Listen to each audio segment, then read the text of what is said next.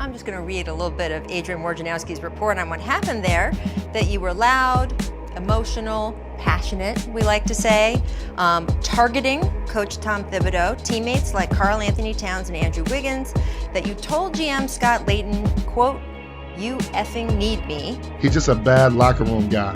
A lot of outbursts took place throughout the season. That's why the Bulls kind of parted ways with them. Jimmy Butler's reputation at the moment is as clubhouse cancer. Come off their bench that they believe it. Butler once again, and the foul. Butler drives, falling away, got it again. Jimmy Butler puts the Heat back up by one. Jimmy Butler, and he knocks it down as the shot clock expires.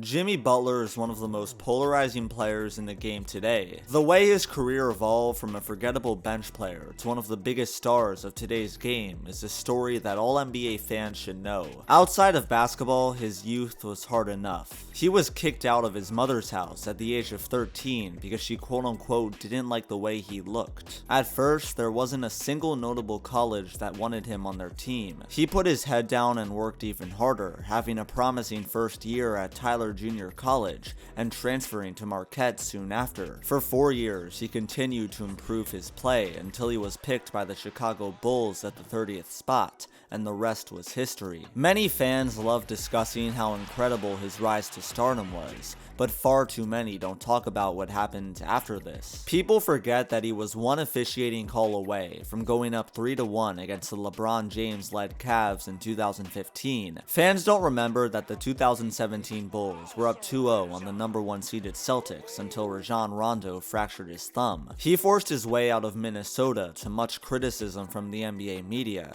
being called a locker room cancer. And of course, if not for the Kawhi shot, the 2019 Sixers had a real chance of beating the Raptors and winning the championship. The Jimmy Butler story is one of the most controversial in recent NBA history, and this book's first chapter began in the 2011 draft. Jimmy was the 30th pick selected by a stacked Bulls team. Because of this, he would receive little to no minutes in his first season. Hard to believe that somebody who averaged a measly 2.5 points in 8 minutes a game would evolve into a star. Practices were a whole different story. Jimmy was often challenged by the players around him, whether it was being dared to shoot deep jumpers or being singled out on the defensive end. Butler's already tough mentality was targeted by his all-star teammates. This helped him grow into a player who also challenged and expected the very best effort-wise from those around him. The 2012-13 season saw a huge uptick in Butler's minutes, going from 8 to 26. The once strong team around him had begun facing their own injury issues, which opened Jimmy to joining the rotation. He capitalized on this new opportunity by increasing his scoring ×4.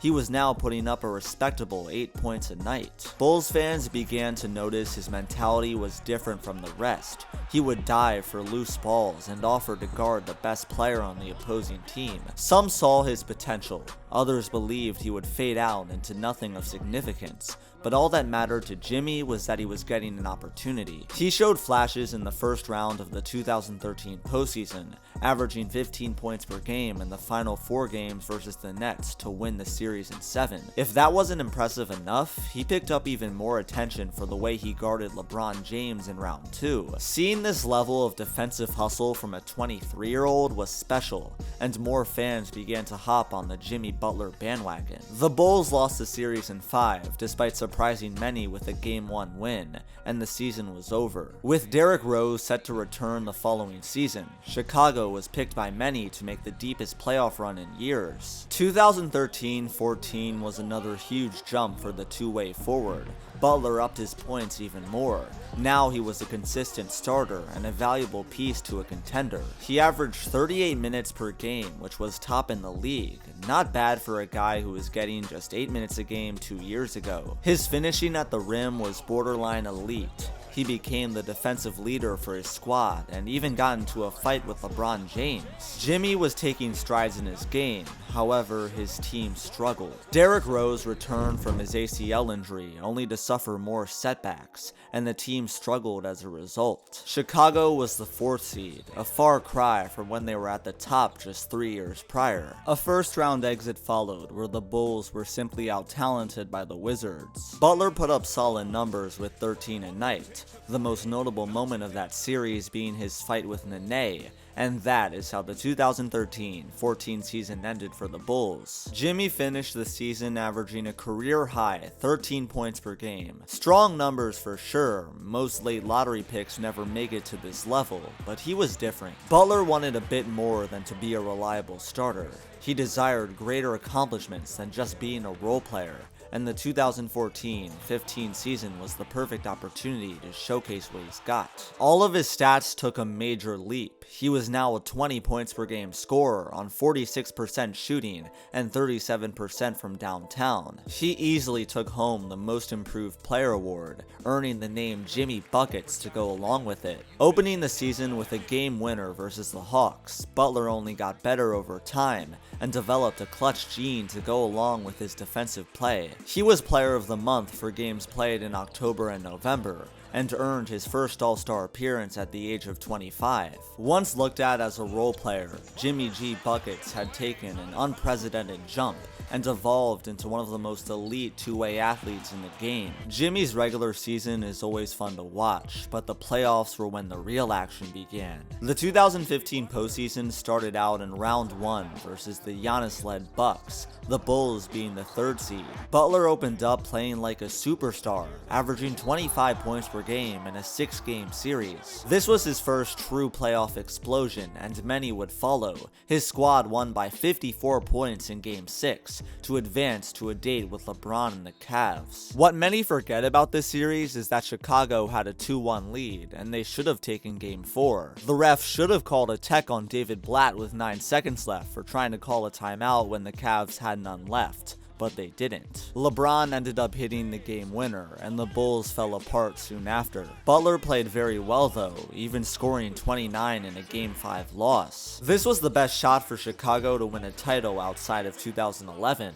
Had they beaten this Cavs team, there was a very real chance they could have gone all the way. However, things were a little more clear in Windy City. Jimmy Butler was the real deal and had proven it on one of the biggest stages. He earned a 5-year, $95 million extension as a result of this, a much-earned bag for the rising star. The 2015-16 season was one of more improvement for Jimmy Buckets. His defense continued to take strides, and his value was skyrocketing. However, the once formidable Chicago squad was now out of the playoff race and sat at the 9th seed, missing the postseason for the first time since 2008. A tough season. Changes were needed and made. They brought in Rajon Rondo and Dwayne Wade, 2 former stars past their prime who could still bring a huge impact. This came at a steep price. They traded Derrick Rose and let Joakim Noah walk, losing 2 players who were once looked at as franchise pieces. There were fresh new faces in Chicago. The team was built around Jimmy G now, and it was time to win. However, before the following season began, reports of Jimmy Butler beef with his teammates began coming out from reputable sources. There was word that Butler didn't approve of Derrick Rose's work ethic, and that he and Joakim Noah were getting into fights as well. To add on to that, Fred Hoiberg, the rookie head coach that had been hired the year previous, wasn't living up to the standards Jimmy had set. These rumors would continue to grow, but for now, the 2016-17 season began, with promising expectations for this new Bulls team. However, winning didn't come. In fact, the only positive of this season was the improvement of number 21. Everything else was a complete disaster. Rondo and Wade suffered a multitude of injuries and failed to meet any expectations that were set of them. The relationship between Hoiberg and Butler continued to worsen, Jimmy publicly criticizing him at times. The post-game interviews weren't that fun either. Butler and Wade often called out their teammates for not playing hard enough. Rajon Rondo went to Instagram and called out both of them for for talking to the media about this, which created even more turmoil. This led to many NBA media members calling Butler a locker room cancer, despite many of the argument rumors being overblown. That nickname would follow him for a few more seasons. The 2016-17 season came to a close with the Bulls as the 8th seed, and many wrote them off as an easy first-round exit. However, what followed was the opposite. The Bulls surprisingly won games 1 and 2 versus the Celtics in blowout fashion, with Rondo, Wade, and Butler leading the way. People genuinely believed the Bulls could take the series in dominating fashion until it all came crashing down after Rajon Rondo hurt his thumb. Chicago lost the final 4 games and lost in 6. What could have been an exciting upset crumbled in an instant. The Jimmy Butler Chicago era to this point had been riddled with what-ifs, locker room issues, and lost potential. Because of this, rumblings of a trade began forming. The Bulls didn't believe that they could win a championship with Jimmy as their number 1 guy. The thing is, Butler had no problem with the team and even wanted to stay. Surely the Bulls will understand and work to build a contender around him. He was traded to Minnesota. That's right. The Jimmy G Buckets chapter in Chicago was over, and he was on his way to the T-Wolves. The Timberwolves had Andrew Wiggins and Karl Anthony Towns, who were considered 2 upcoming stars. If you add Jimmy to the mix, there was a real chance the Wolves could make some noise in the playoffs, and it certainly started out that way. 29-16 was an incredible record for a franchise that hadn't seen the playoffs in years. In late February of that season, the T-Wolves were 11 games above 500 as they set to face the Rockets. In this game, Butler suffered a meniscus injury in his right knee and would miss the next few weeks. A crushing blow to a team with championship hopes. Any chance of them grabbing a top 3 seed were destroyed in the matter of an awkward landing. Minnesota went 8-9 without him and dropped all the way down to the 8th seed. Jimmy returned in early April, dragging the team to 3 straight huge wins to secure a final spot in the Western Conference playoff race. This performance showed that Butler could put any team on his back when needed, and that he is more than capable of being the top guy on a contender. After all, they were 37-22 with him, a fair sample size that showed potential. Regardless, the T-Wolves entered the 2018 playoffs with 0 expectations and got absolutely crushed by the Houston Rockets. They did win Game 3 as Jimmy put up 28, but that was the only bright spot as more losing followed. After Game 4, Butler was quoted as asking himself why his teammates don't work as hard as he does. Once they got eliminated, he refused to fly back with his team for exit interviews and went to LA instead. A rocky ending to an up and down season, but one thing was for certain. That 37-22 record should have been in every Timberwolves fan's mind. It was the most winning they had done in a decade and a half. They needed to keep this core together and run it back healthy. That did happen on the surface. However, in the background was a bit of messy noise regarding contract extensions and mentality. On July 3rd, 2018, a Chicago Suns Time report said that Butler was quote-unquote fed up with the nonchalant attitude of his younger teammates, specifically Karl Anthony Towns. 10 days later, Andrew Wiggins, the former first overall pick, who was expected to be a superstar, signed a 5-year max contract. Unsurprising news at the time, and number 22 also felt he deserved to be paid just as much. You saw how great the T-Wolves were with Butler on the floor. He deserved every penny for bringing Minnesota back to basketball relevance. The Timberwolves front office agreed and offered him a 4-year, $110 million deal. Butler rejected this and hoped the front office could move around some pieces to restructure his deal and give him more money. As a free agent in the summer of 2019, Butler could be offered $188 million for 5 years, or $139 million for 4 years. This put things in a bit of an awkward pause. Jimmy wanted to be paid, but those issues couldn't be resolved just yet. 1 week before Media Day on September 19th, Butler meets with Tom Thibodeau and requests a trade. According to other reports, this wasn't the first time he had expressed his unhappiness in Minnesota, yet Thibs was unwilling to get rid of him. Nick Wiggins, the brother of Andrew Wiggins, tweeted out "Hallelujah" upon the news breaking to social media, and Jimmy responded how Jimmy does. Hallelujah. Keep that same energy. The 2018-19 season arrived, and immediately, more problems began arising in the Twin Cities. A few weeks before tip-off, word came out about a verbal altercation Butler had between him and the rest of the team. He took the third stringers during practice and beat the starters while only shooting the ball one time, humiliating his teammates and yelling at the management who were on the sideline, saying, "You need me." Right after practice ended, conveniently, he had a meeting set up with Rachel Nichols and expressed further criticism of the team, saying there was nothing that could be done to fix the situation. The day after, he set up a players-only meeting and told his teammates that he'd be willing to compete with them, but still wanted out. An absolute mess of a situation that blew up in what seemed like the snap of a finger. The T-Wolves went from playoff contenders the previous season to an absolute mess now, and it seemed like they had no choice but to trade Jimmy. Butler requested a trade because his teammates did not work as hard as he did. Plain and simple. He wanted to be surrounded by players who were just as willing to compete for a championship as he was. His reputation took a hit for this. The media was calling him a locker room cancer even louder this time, and how could you deny it? This is now 2 straight teams he's had issues with. It had to be his fault that drama followed him everywhere he went, right? This disaster continued for a few more weeks until the Timberwolves finally traded him to the Philadelphia 76ers. A bit of a shocker, as the Sixers had quite the excellent group with Ben Simmons and Joel Embiid. Jimmy joining them could push the squad to elite championship contending status. That's exactly what happened. The team showed nothing but good chemistry and positive vibes for the first few months of the season. Simmons and number 23 both wore matching headbands, and Embiid loved Jimmy for his mentality almost immediately. A few reports here and there came out about possible turmoil between Butler and the head coach, Brett Brown, but they were brushed aside as the Sixers kept winning games. They then acquired Tobias Harris at the trade deadline, adding another star piece. This was Jimmy's best chance to win a title. The playoffs arrived, and Philly squared off against the Brooklyn Nets in round 1. Butler was ejected in game 4 for getting into a trash talk battle with Jared Dudley, who had pushed Embiid. Anyone who had called him a bad teammate was shushed. Jimmy was willing to be kicked from the game in order to defend his squad. The Sixers won in 5 and faced the Toronto Raptors in round 2,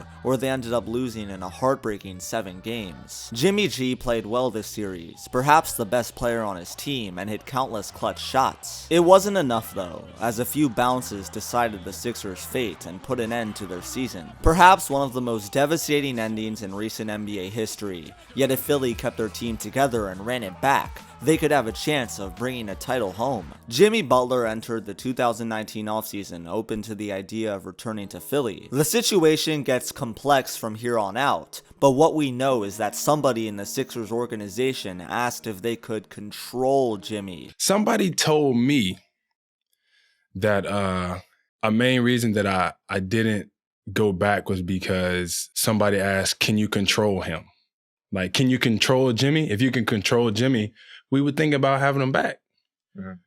I was like, you don't got to worry about it. What was also bugging Jimmy was how the Sixers switched ball handling responsibilities from Ben in the regular season to Butler in the postseason. The issue with this is that a few months before the playoffs, Jimmy had asked Brett Brown multiple times to give him a bit of the ball handling control, but Brett declined. The entire year, Ben had the ball.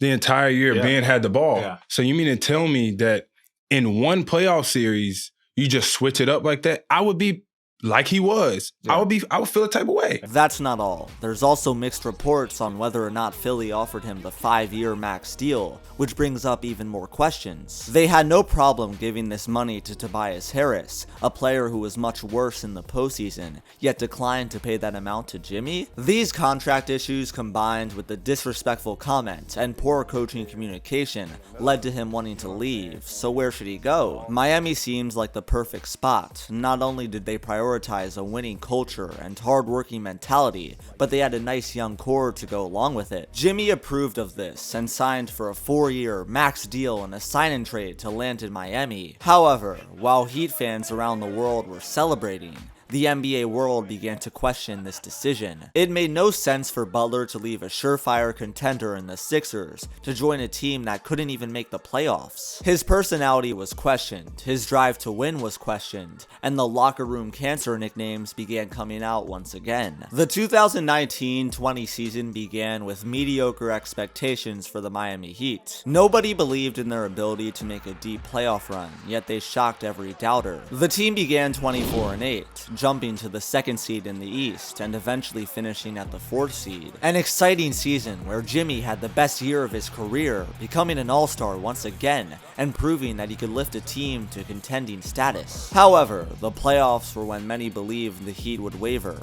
Little to no experience outside of Butler left many convinced they'd be an early exit. The Heat first squared off against the Indiana Pacers, convincingly sweeping them as Butler locked up the red-hot TJ Warren. The semifinals were when fans really expected the Heat's season to end. They played the Milwaukee Bucks, led by the 2-time MVP and Giannis Antetokounmpo. Shockingly, the Heat continued their amazing run and gentlemen sweep them. Miami looked unstoppable, and Jimmy was in the Eastern Conference Finals for the first time in his career. Then the Celtics came to town with a trip to the NBA Finals on the line, and the Heat stepped up. It wasn't Butler who made the headlines though. This time it was Tyler Hero and Bam Adebayo taking control. Miami won in 6, one of the greatest postseason runs in NBA history had just unraveled, and it was all led by the locker room cancer.